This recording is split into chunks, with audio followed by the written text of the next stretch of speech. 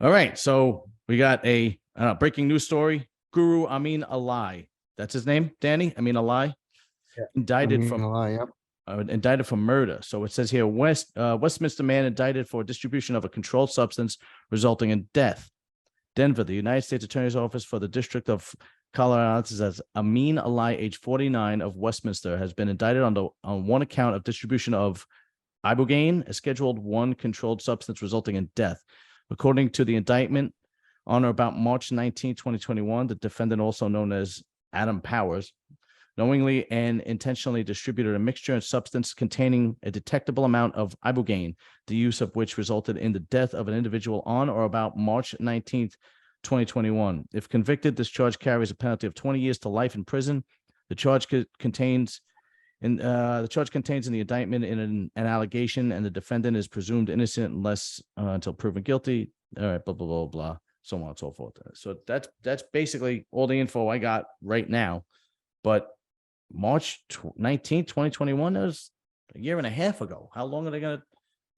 Well, I heard from what I read too, he was a fugitive for a while, so that there was a warrant for his arrest for a while. Oh, really? Yeah, that's what I read. Wow. Wasn't he? Didn't he train? He trained King Kamali, didn't he? I'm not sure. Supposedly. Yeah, I think he did train King Kamali. But yeah, that's Is debated. that what he said? I think so. Yeah, that's what he said. I don't think King will say That's that. what he said. I agree. Okay. All right. I So agree.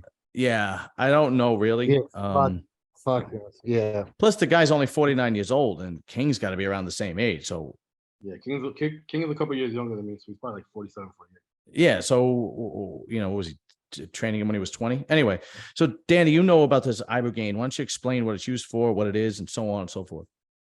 Yeah, so it's a psychedelic. I believe it comes from a tree, like it's called the iboga tree, and I know that it's used as like kind of an alternative medicine for getting off of opiates, heroin, painkillers. So people, it's legal in Mexico, it's legal in other countries.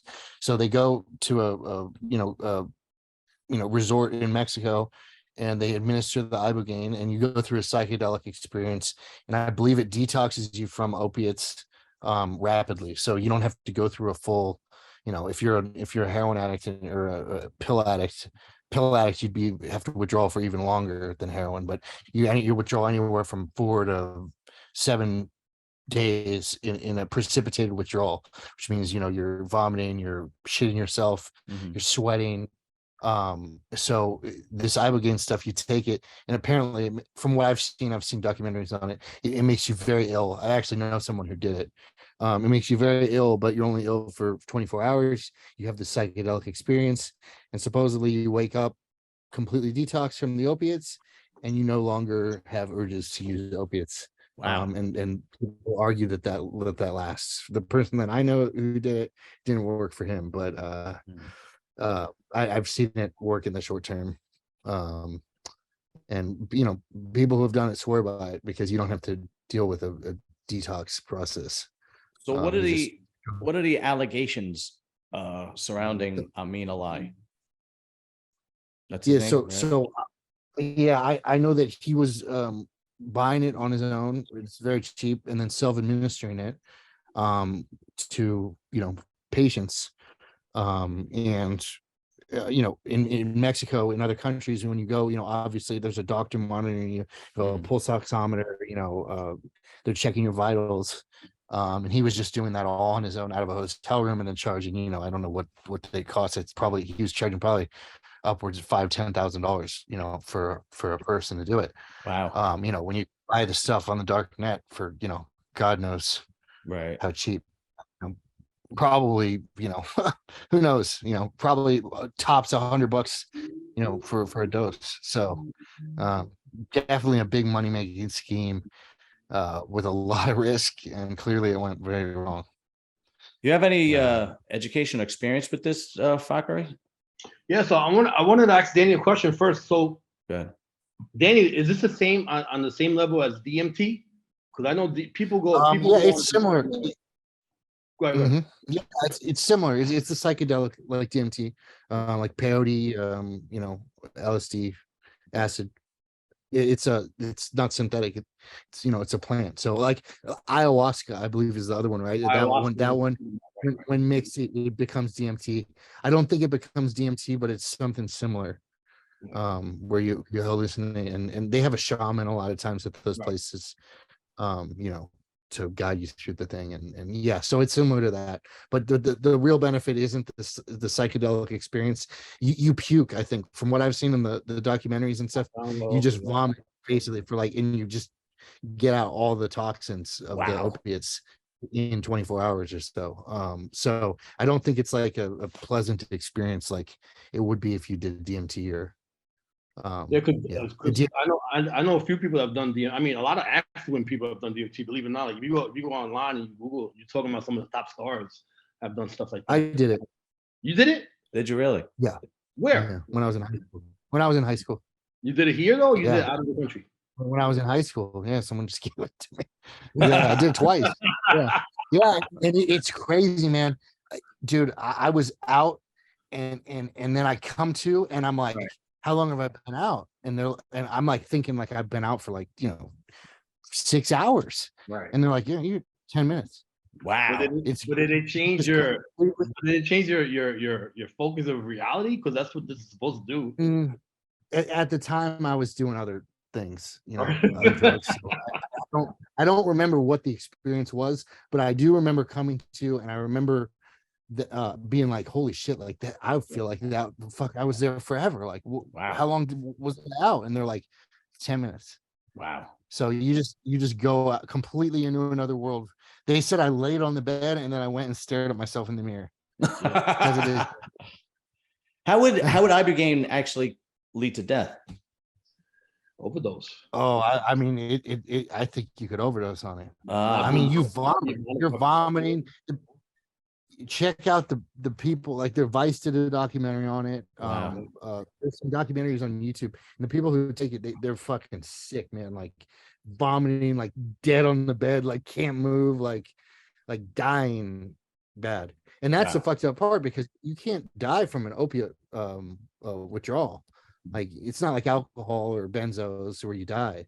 Wow. You're not gonna die from. So this person tried to get through the opiate withdrawal, which they would have easily survived. It just would have been physically painful, and then they killed themselves in the process. Wow. So then they would have died from. So it's kind of fucked up. So Amin Ally has been on the run. Basically, he's been wanted for some time now, and they finally got him. Is that how it went down? That's what I read. Yeah, I read he was a fugitive for a while. There was a fugitive warrant for his arrest. Not too sure how long, but when did the death occur? Said May of 2021. I apologize. March of 2021. Yeah, so they probably found the body, right, or got some evidence that it was him, and then he was on the run for a while. And when was he caught? I think yesterday. Yeah, there you go. Yeah, yesterday. Wow. Wow, it's I mean, I would assume they found the body in a hotel room. I think he was doing it out of like a hotel rooms or maybe a home, someone's home. I think it was in Colorado or something.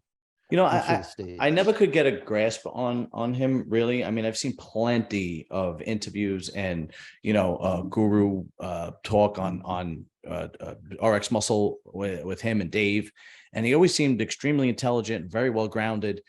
But I understand his reputation is not like that. I don't know the guy. I don't want to, you know, start any kind of rumors. But if he was pulling some kind of scam, charging people addicts that were very desperate, I mean. But let's be honest. Most scam artists have the gift of gab, right? Yeah. They know how to talk.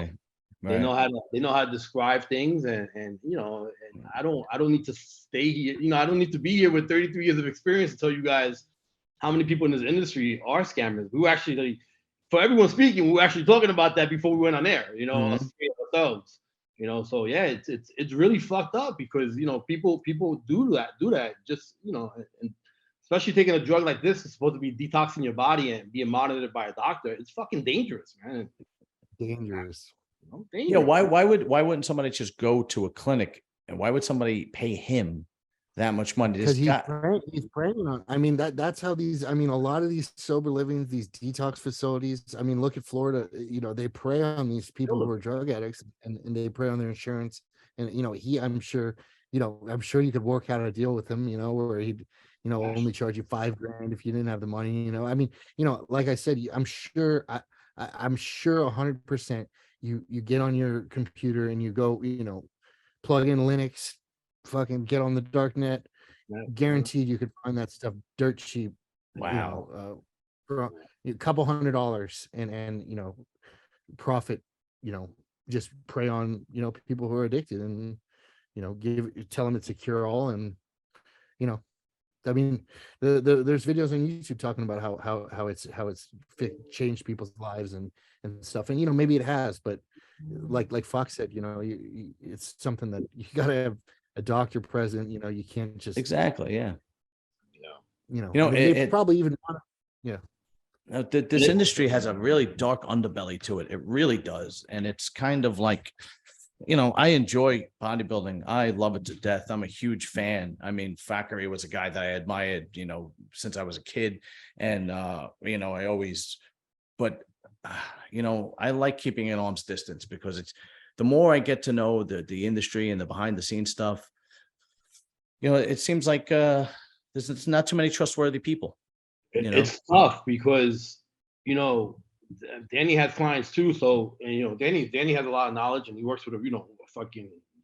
I consider Milos, you know, he's one of the Mount Everest of coaches. Yeah, right? 100%. Before I even started coaching, you know, you get a lot of clients that it's funny because, again, guys, we were talking about this before we got on the air. You know, like I had a couple of clients, new clients today, and the things that they believe in and have been pounded in their heads, you know, sometimes are not the right things, and they're unhealthy, and then you need to explain why they're unhealthy and stuff like that. But it is, you're right. And a lot of this industry has to do with addiction, right? Because let's be honest, I mean, you know, PEDs are addicted in just psychologically, physically, in many ways. Yeah, absolutely. You know, so it's not that hard to, you know, and I listen, I admit it, right? Like I have my addictions, and I still do. I'm still an addict. I haven't used PEDs since May 2018, and I still see my body, and I'm like, fuck, why can't I look like that? Now I'm strong enough to understand that I can't anymore because I'm 49 years old. I'm not gonna force it. I had my health issues in the past, but this industry, yeah, man, you're right. I mean, sure, you know, Danny's more involved in the culture. I've always kept, so this is a cult, right? So this is a bodybuilding cult. I've always kept myself like outside of the cult. Like I've always jumped in, competed, did my stuff, moved out. Jumped in, competed, moved out, did my stuff. You know, I don't trust so many people in this industry, and I never have. You know, sad state of affairs. You know, it really is. It's unfortunate, and I don't know the person who is deceased, but I wouldn't want to be a family member. God, could you imagine that person's mom? Or especially if the person died a year and a half ago, and the guy and the person that is suspected has been on the run, and they finally caught him. I mean, that is just like, it's horrible. I mean, it's preying on the absolute. I mean, that's the thing. Like the bodybuilding is scummy. That industry, the addiction medicine rehab industry, is the scummiest of the scummy. Wow. I mean, really? there's rehabs that sober livings that get insurance to you say you live there, they bill your insurance, and then they'll pay you money to use drugs on the street. Wow. Yeah. So and you know, so talk about preying on the weakest of the weak. I mean, that's bad. You know, I mean, telling somebody you're gonna fix their opiate addiction, don't worry, you're never gonna have to worry about it again. You know, and then you give them some medicine that you bought from fucking God knows where. You know, it's from a fucking tree in Africa. You know, the guy doesn't know the fucking source that he's getting it from, right? And then give it to them and they die. I mean, that's fucking scummy. Yeah. There's a lot of guys that I just wouldn't trust. Thank God Fakhri, we're from Brooklyn. We could pick those guys out quick. No, and John, I mean, something, you know, we have to consider. I mean, look at the Purdue family, right? They were That's billionaires already, right? They created OxyContin knowing that it was going to create a bigger addiction, and they created, you know, all these, you know, advertising and everything else to create the addiction. And a lot of the clinics that Danny talked about, you know, they were funded by the Purdue family, Yeah. the family that that created OxyContin. So yeah, I mean, so it's not just like street level scum people. No, not at all. About these guys, these people were billionaires already, and they Yeah. just wanted to get richer and greedier, man. So I personally think, again, you and I being from Brooklyn, I think, the worst people in this world sometimes are not the street people. No, definitely not. People that have the after. 100%. I couldn't agree more, Fakhri. The people that helped me out the most in my life and in endeavors, and especially this YouTube channel, podcast, have been people that have just been through hell and back, or have had tremendous, crazy life experiences. And I'm talking like federally prosecuted felons, right? Like, I could name names, former mafia members, 1% bikers that go out of their way to help you.